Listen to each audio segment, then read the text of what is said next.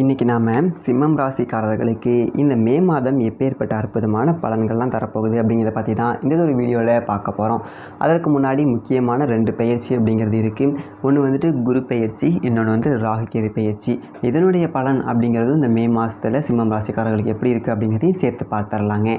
சிம்மம் ராசி நேயர்களே, உங்களுக்கு இந்த ஒரு மே மாதம் அப்படிங்கிறது எப்படி இருக்குது அப்படின்னு சொல்லிட்டு பார்த்தீங்க அப்படின்னா, பல கதவுகள் அப்படிங்கிறது அடைக்கப்பட்டு ஒரு இருட்டு அறையில் வாழக்கூடிய ஒரு ராசி மாதிரி தான் சிம்மம் ராசி அப்படிங்கிறது இப்போ இருக்குது. அதாவது மிக முக்கியமான ஒரு காரணம் என்னன்னு பார்த்தீங்க அப்படின்னா, அஷ்டம சனி அப்படிங்கிறது உங்களுக்கு இப்போது நடக்க ஆரம்பிச்சிருக்கு. அஷ்டம சனி அப்படிங்கிறது 2.5 வருஷம் 7.5 சனியை விட ரொம்ப மோசமானது அப்படின்னு சொல்லிட்டு எல்லோரும் சொல்லியிருப்பாங்க. அதாவது சனி பகவான் 7.5 சனியில் 7.5 வருஷம் கொடுக்கக்கூடியதை 2.5 வருஷத்துலேயே கொடுத்தாரு அப்படின்னா அதுதான் அஷ்டம சனி அப்படி சொல்லிட்டு பலர் சொல்ல நீங்கள் கேள்விப்பட்டிருந்திருப்பீங்க. இப்போ அனுபவிக்கும் போது தான் தெரியுது 7.5 வருஷத்தில் கொடுக்கக்கூடிய கஷ்டம் இல்லைப்பா, ஆயுசுக்கும் வர வேண்டிய கஷ்டத்தையே 2 மாதத்தில் சனி கொடுத்துட்டாரு, படாத பாடு கட்டுக்கிட்டு இருக்கேன் அப்படிங்கிற ஒரு நிலைமையில் சிம்மம் ராசி அப்படிங்கிறது இருக்குது. சரி, கவலைப்படாதீங்க. இந்த ஒரு மாதம் அப்படிங்கிறது உங்கள் வாழ்க்கையை புரட்டி போட்டுரும். மறக்க முடியாத ஒரு மாதம் அப்படிங்கிற மாதிரி இருக்கும். அதாவது கடவுள் ஒரு கதவை அடைச்சா இன்னொரு கதவை திறப்பார் அப்படி சொல்லிட்டு சொல்லுவாங்க பார்த்தீங்களா, அப்படிப்பட்ட கதவுகள் அப்படிங்கிறது திறக்கக்கூடிய ஒரு மாதமாக இந்த மே மாதம் அப்படிங்கிறது இருக்க போகுது. இன்னொரு முக்கியமான விஷயம், தனிப்பட்ட முறையில் ஜாதகம் பார்க்க இந்த வாரத்துக்கான அப்பாயின்மெண்ட் ஃபிக்ஸ் பண்ண சொல்லி நிறைய பேர் கேட்டிருந்தீங்க. நாம் கண்டினியூவாக இப்போலாம் வீடியோவில் கொடுத்துட்டு தாங்க இருக்கோம். இப்போது ரூபாய் 199க்கு தெளிவாகவும் விளக்கமாகவும் நம்ம ஜாதகம் பார்த்து தரோங்க. அதுவும் இந்த ஒரு மாதம் மட்டுங்க. அது மட்டும் இல்லாமல் தாழ்மையான வேண்டுகோள், இந்த நம்பருக்கு ஃபோன் கால் எதுவும் பண்ண வேணாங்க. ஜஸ்ட்டு உங்கள் வாட்ஸ்அப்பில் இருந்து மெசேஜ் அனுப்புனாலே போதும். உங்களுக்கு தேவையான அனைத்து டீட்டெயிலுமே நம்ம டீமில் இருக்கிறவங்க கொடுத்துருவாங்க. அப்பாயின்மெண்ட் டேட் மற்றும் டைம் ஃபிக்ஸ் பண்ணதற்கு பிறகு அந்த நேரத்தில் நான் உங்களுக்கு ஃபோன் கால் பண்ணி ஜாதகம் பார்த்து பலன்கள் சொல்லிவிடுவேங்க. உங்களுக்கு வாய்ஸ் நோட் வேணும் அப்படின்னாலும் அதையும் நாங்கள் அனுப்பிச்சிடுவோம். ஜஸ்ட் நீங்கள் வாட்ஸ்அப்பில் மெசேஜ் மட்டும் பண்ணாலே போதுங்க, உங்களுக்கு டீட்டெயில் அப்படிங்கிறது சொல்லிவிடுவாங்க. அப்புறம் நிறைய பேர் கேட்குறாங்க எவ்வளோ நேரம் ஆகும்னு. ஃபஸ்ட்டு நாம் ஜனன காலகட்டத்தை பார்த்து பலன்கள் அப்படிங்கிறத சொல்லிவிடுவோம். இதை விட முக்கியமான விஷயம், இங்கே டைம் ஒரு விஷயமே இல்லைங்க.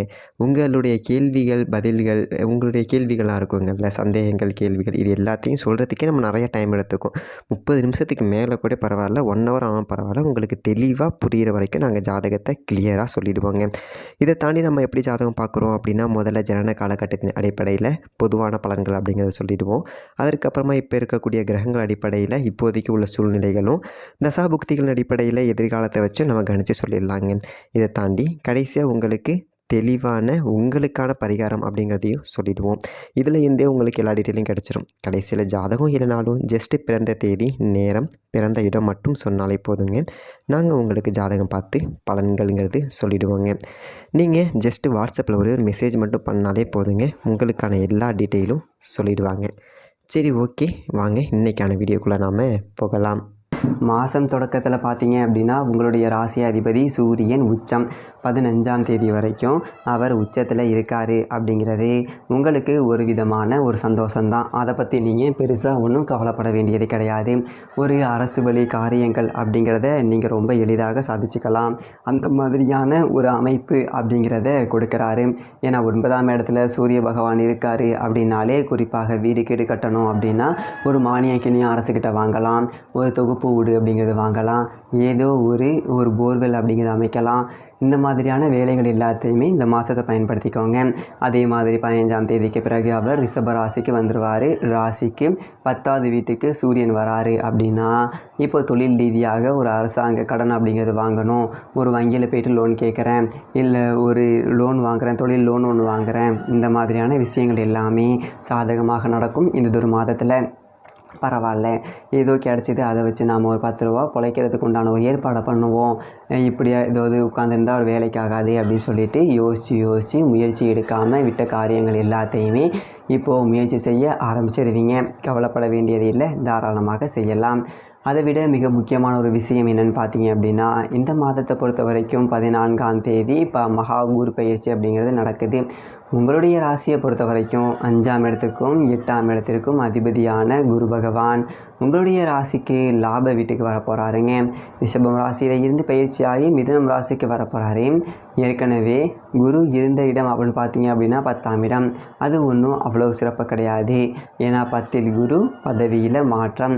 நல்ல மாற்றமா கெட்ட மாற்றமானு கேட்டிங்க அப்படின்னா உங்களை பொறுத்த வரைக்கும் 10இல் குரு பதவி நாசம் அப்படிங்கிற மாதிரி தான். ஏன்டா தொழில் செஞ்சோம் அப்படிங்கிற மாதிரி நீங்கள் விட்டுட்டு கூட வந்திருக்கலாம். பெருசாக லாபம் அப்படிங்கிறது இல்லை. இன்னொருத்தவன்ட்டு வேலை பொக்கி போனால் கூட சம்பளம் கிடைக்கும். நான் ஒரு தொழில் ஆரம்பிச்சுட்டு ஏனோ என் புருஷனும் கச்சேரிக்கு போனால் அப்படிங்கிற மாதிரி கடையை திறந்து வச்சுருக்கேன்.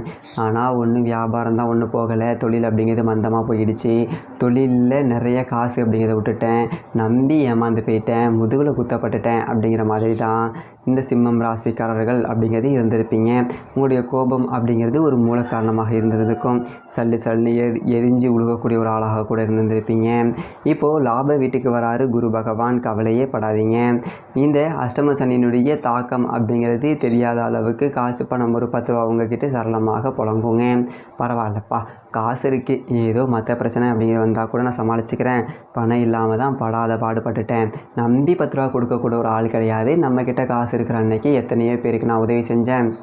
எத்தனையோ பேருக்கு வட்டி இல்லாமல் சும்மா கொடுத்தேன். ஏதோ என்னால் முடிஞ்ச திருப்பி கொடுறா அப்படின்னு.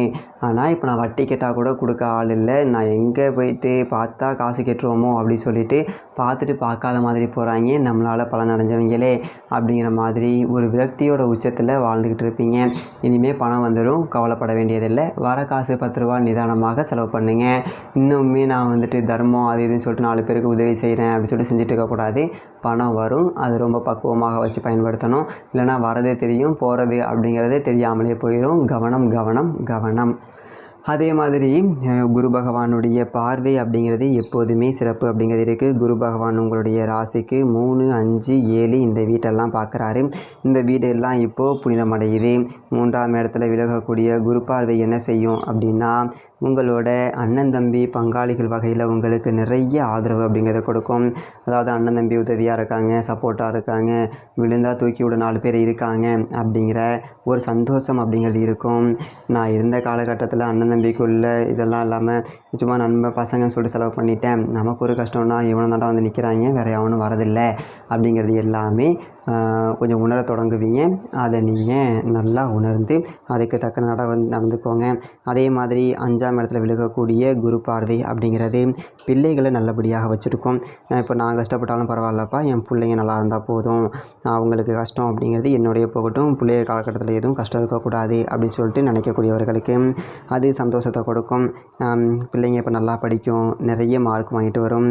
படிக்கும்போதே சில பிள்ளைகளுக்கு வேலை அப்படிங்கிறது கிடைக்கும். அப்பா கஷ்டப்படுறாரு, நம்மளால் முடிஞ்ச ஒரு 10 ரூபாய் சம்பாரித்து கொண்டு வந்து கொடுப்போம். அந்த மாதிரி பிள்ளைகளுக்கு, திருமணம் வயதான பிள்ளைகளுக்கு நல்லதொரு வரன் அப்படிங்கிறது அமையும். பிள்ளைகளை நினச்சிருந்தாமல் பெருமைப்பட்டுக்கலாம். அப்பா இனிமேல் பசங்க வந்து நல்லா இருப்பாங்க, நான் பெருசாக பிள்ளைகள் நினச்சி நான் வேதனைப்பட வேண்டியதில்லை, பிள்ளைகளுடைய வாழ்க்கை அப்படிங்கிறது செட்டில் ஆகி போயிடுச்சு அப்படின்னு. அதே மாதிரி ரொம்ப நாளாக உங்கள் பிள்ளைகளுக்கு வரன் கிடைக்கல அப்படின்னா கூட இதுக்கு மேலே வரன் பார்த்தீங்க அப்படின்னா டக்குன்னு வரன் அமைஞ்சு போயிடும். கல்யாணம் அப்படிங்கிறத செஞ்சு காமிச்சிடலாம். வீட்டில் சுப காரியங்கள் அப்படிங்கிறது நடந்துடும்.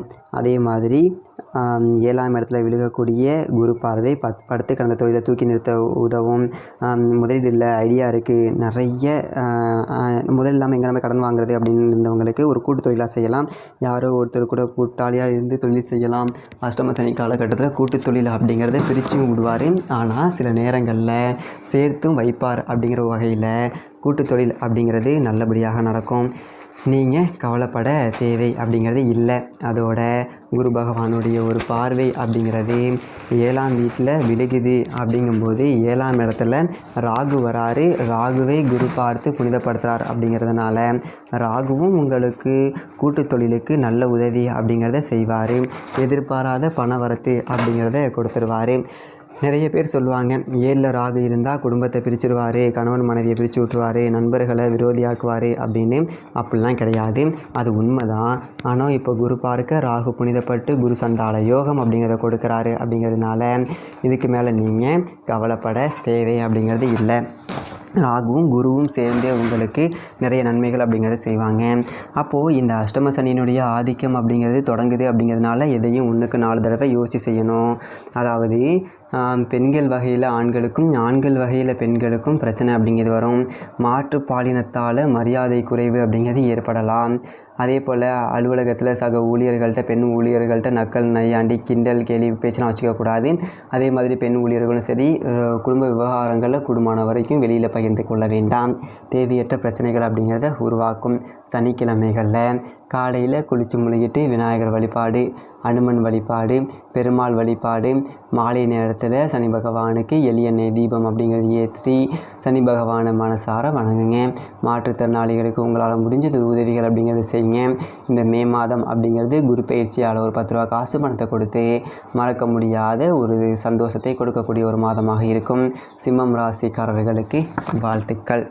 நன்றி, வணக்கம். எல்லாம் மிக நல்லதாகவே அமையும்.